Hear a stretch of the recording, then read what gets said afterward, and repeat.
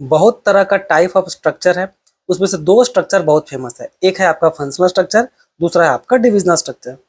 Functional structure में क्या होता है कि जो अलग अलग जो डिवीजन बनता है ना, ये डिवीजन आपका फंक्शन के अकॉर्डिंग बनता है।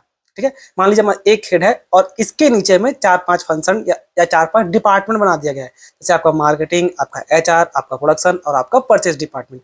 तो ये चारों क्या है, ये चारों अपना अपना काम में बहुत एक्सपर्ट है। ठीक है, ये चारों अपना अपना काम में बहुत एक्सपर्ट है।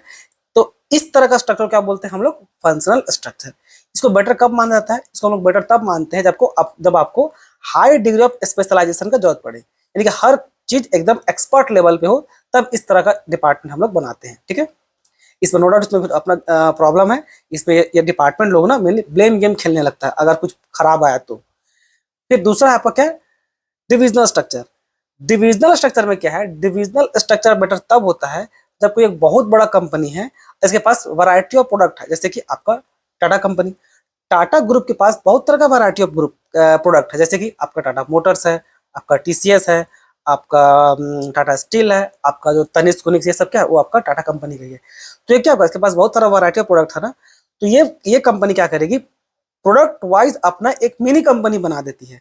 जैसे वो बताएं, टाटा स्टील अलग है, टाटा मोटर्स अलग है, और इन सब के अंदर अपना अपना सेपरेट डिपार्टमेंट है। जैसे टाटा स्टील का 4 डिपार्टमेंट या 5 डिपार्टमेंट रहेगा, HR department, accounts department, production department, marketing department.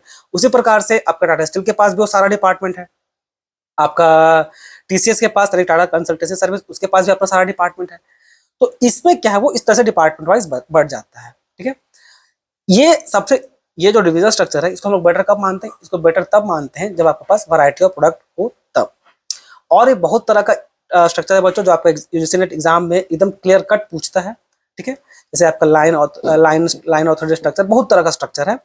उन सब को डिटेल में समझने के लिए वो ट्रायंगुलर शेप का जो बटन है उसमें जाइए, उसमें आपको हर तरह का स्ट्रक्चर मिल जाएगा with detail explanation and merit demerit. ठीक है, तो इसमें इतना ही। धन्यवाद।